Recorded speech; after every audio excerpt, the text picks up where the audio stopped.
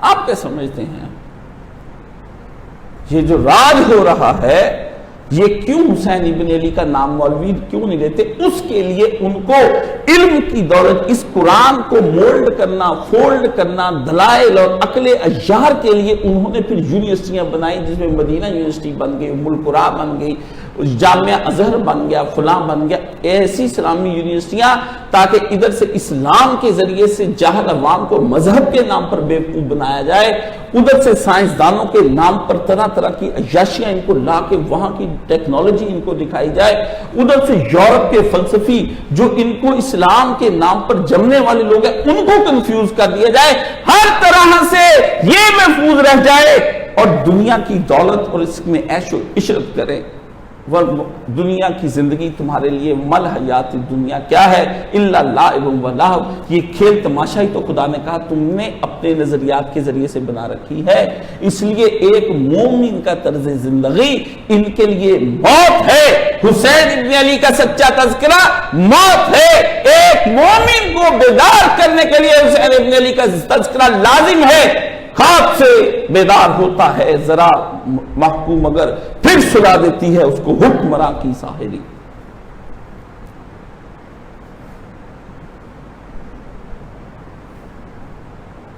حسین ابن علی کو سمجھنا کوئی آسان کام نہیں ہے، یہ گہرے فلسفوں کی بات ہے۔ یہ ملانے جو ہمارا رد کرتے پھرتے ہیں، ان ملانوں نے عربی سیکھی ہی یزیدیت کی حفاظت کے لیے ہے۔ یہ جو تفرقہ رہتا ہے یہ اس لیے ہے کہ خوب ان مسائل میں الجھا جائے، تفرقے پیدا کیے جائیں تاکہ اصل مقصد کی طرف، اس شخصیت کی طرف کوئی نہ جائے جو شخصیت ان کو عمل پہ ابھارتی ہے۔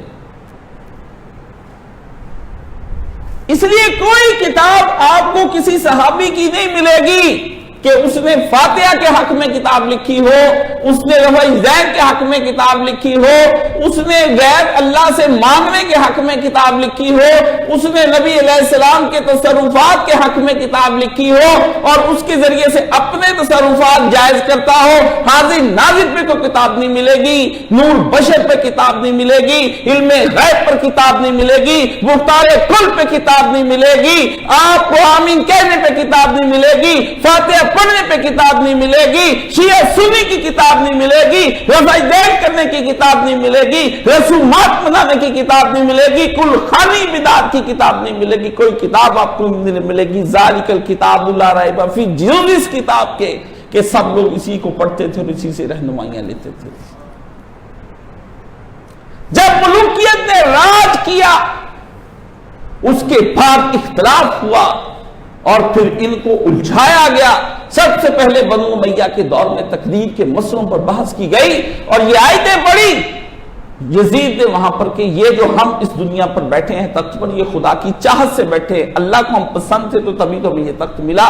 اس نے کہا یہاں پر وَتَعِزُّ مَن تَشَاءُ وَتَذِلُّ مَن تَشَاءُ، تم جو ذلت میں اہل بیت سامنے کھڑے ہو یہ اس خدا کی چاہت ہی تمہیں رسوا کر دے۔ یہ جو ہم عزت کے تاج پہنے بیٹھے ہیں دنیاوی طور پر، یہ خدا کی چاہتی تھی۔ بِالشَّدِقِ الْخَيْرِ، اسی کے ہاتھ میں خیر تھی جو ہم کو مل گئی۔ ان اللہ علی کل شیء قدیر، جس کو چاہتا ہے جیسا بانٹ دیتا ہے، تم اسی کے حقدار تھی۔ یہ بنو امیہ کا پہلا نظریہ ہے جہاں سے جبر و قدر نکلا۔ انسانیت نے یہ کہنا شروع کر دیا انسان اپنے فعل کا خود مختار ہے یا کہ اللہ اس سے کرواتا ہے۔ یہ مسئلے چل نکلے تمہارے اندر، ورنہ اس سے پہلے ہمارے نبی علیہ السلام کے دور میں یہ مسئلے نہ تھے۔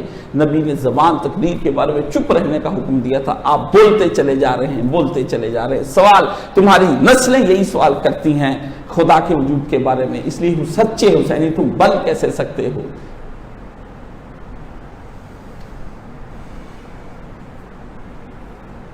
مومن کی حکمت عملی زندگی گزارنے کی اور کائنات کے بارے میں تصورات کی اور اپنی جان کے بارے میں اور اپنے جسم کے بارے میں، اپنی روح کے بارے میں، اپنی قابلیتوں کے بارے میں، اپنی صلاحیتوں کے بارے میں مومن کچھ اور طرح سے سوچ کر طرز زندگی کو ترتیب دیتا ہے، اسٹریٹجی بناتا ہے۔ کافر کسی اور طرح سے اسٹریٹجی بناتا ہے۔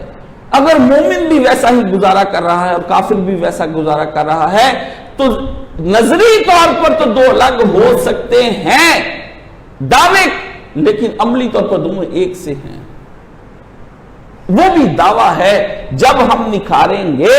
اس لیے قرآن نے کہا آمنوا وعملوا الصالحات. اللہ نے شرط لگائی کہ ان الانسان لفی خسر، انسان تو سارے کے سارے مارے گئے. پھر خود ہی قید لگا کر کہا نہیں کچھ ہیں. الا الذین، یہ اللہ کوئی معمولی چیز نہیں ہے. اللہ کے بارے میں ایک بات مجھ کو یاد آ گئی، چلو تمہیں اس اللہ کے بارے میں ہم سنا دیتے ہیں.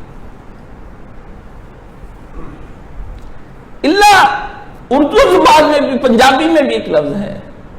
چکی کے دو پارٹ ہوتے ہیں، جو اس کے اندر آپ دانے ڈالتے ہیں وہ پس جاتے ہیں، لیکن چکی کی جو دستی ہوتی ہے، جو دانے ادھر کو نکل جاتے ہیں وہ بچ جاتے ہیں، کیونکہ وہ ایک سائڈ کو نکل جاتے ہیں، چکی کے پورے زور میں نہیں آتے. تو پھر آپ ان کو اکٹھا کر کے پھر اس کے اندر ڈالتے ہیں. اس چکی کے دستے کو کہتے ہیں اللہ پنجابی میں. جو اللہ کے چکر میں آ جاتا ہے اللہ، وہ بچ جاتا ہے. جو چکی کے دو پٹوں میں آ گیا وہ رگڑ دیا جاتا ہے، پس جاتا ہے. اس لیے اس کے بارے میں ایک شعر پنجابی میں صبح تہجد میں پڑھتا ہوں کہ مجھے اللہ کے پڑے کے نیچے رکھنا، میں تو اللہ والا ہوں. لا کا زمانہ گزر جانے کے بعد اللہ کا زمانہ پانا بہت مشکل ہے. لا کی منزلیں اس قدر تیز ہیں، اس قدر ہیں کہ تھک کر چور ہو جاتا ہے. ایف اے میں ہم نے کہانی پڑھی تھی the old man and the سی. بوڑھا آدمی مچھیرا ہوتا ہے، وہ مچھلیاں پکڑتا اس کے جال میں شارک آ جاتی ہے. پھر شارک رات کے اندھیرے میں اس پر حملہ آور ہو جاتی ہیں اور تھک کر چور ہو جاتا ہے. ہیمنگ وے نے وہ لکھی تھی. ہم اولڈ مین ہیں، تھک کر چور ہو جانے والے ہیں. اللہ کی منزلیں شارکوں کی طرح میں نرقے میں آ جاتا ہے مومن. تو نبی نے کیا کہا؟ جو اے اللہ حسین سے میرے اتباع میں محبت کرے تو بھی اس سے پیار فرما. اتباع نبی میں ہم حسین سے پیار کر رہے ہیں. سنت رسول ہے، داڑھی رکھنا جس طرح سے سنت ہے، تہجد پڑھنا سنت ہے، نماز کے آگے پیچھے جیسے سنت ہے. تو جن بندوں کو نومینیٹ کر کے نبی نے نام لیا ہے کہ ان سے پیار کرنا سنت ہے، ان میں امام حسین ابن علی ہیں، بنت رسول اللہ صلی اللہ علیہ وسلم کے بیٹے ہیں، کہ جن سے پیار کریں گے تو یہ بھی سنت رسول ہے اور اس کا اجر ہے. ان یزیدیوں سے کہ ہمیشہ داڑھی لمبی رکھواتے، بھائی تم داڑھی کو کہاں بہا رہے ہو؟ کہیں وہاں جو تو نہیں جا رہی، دیکھو تم جو کٹوا رہے ہو. نبی نے کہا معاف کر دو، تم بھی معاف کر دو.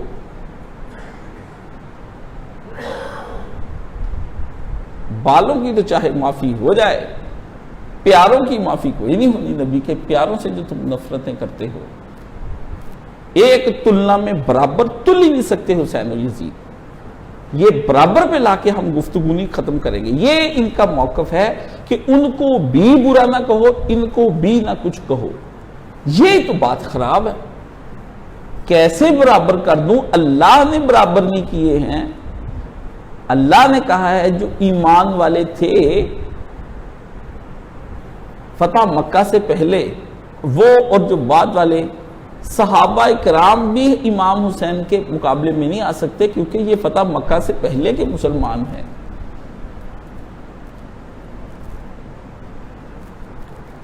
ارشاد اللہ قصری صاحب نے کلپ ریکارڈ کروایا ہے حسنین کریمین پر کہ ان سے پیار کرو. لوگ تو ان کو صحابی بھی نہیں مانتے، بڑے بدبخت ہیں. انہوں نے بڑا کچھ اس کے بارے میں اب کہا. تو اللہ انہیں بھی جزائے خیر عطا فرمائے. موقع پہ انہوں نے حسنین کریمین کے لیے زبان کھولی ہے، اگرچہ میرے استاد پہ فتویٰ دیا، لیکن اس بات نے میرے دل میں ان کی قدر بڑھائی. میں کچھ بھول گیا ہوں، باقی مجھے یاد ہے سب وہ ذرا.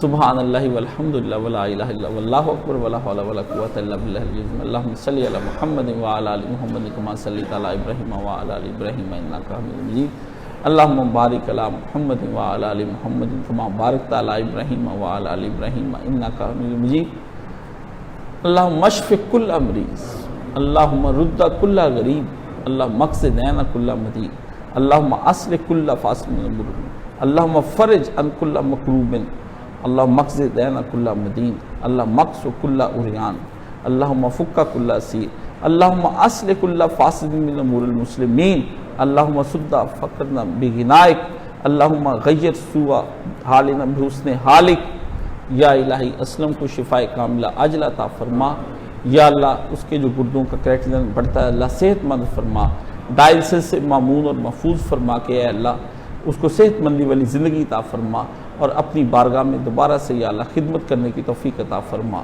یا اللہ آپ موت کے منہ سے مچھلی کے پیٹ سے اور کنویں سے یوسف علیہ السلام یونس علیہ السلام کو نکالتے ہیں اس بیماری سے اس کو نکال کے شفاء کاملہ عاجلہ عطا فرما یا اللہ ہم میں سے جو بیمار ہیں سب کے ساتھ یہی شفاؤں والا معاملہ فرما اور جو جس مصیبت میں گرفتار ہے یا اللہ اس کو اس مصیبت سے نکال دے اللہم اغفر للمؤمنین والمؤمنات والمسلمین والمسلمات الاحیاء منہم والاموات اللہم انصر الاسلام والمسلمین واقتل الکفرۃ والمشرکین اللہم انصر من نصر دین محمد صلی اللہ علیہ وسلم اللہم اخذل من خذل دین محمد صلی اللہ علیہ وسلم ان اللہ یامر بالعدل والاحسان وایتاء ذی القربی وینہی عن الفحشاء والمنکر والبغی لعلکم تذکرون صفحے سیدھی فرما لیں.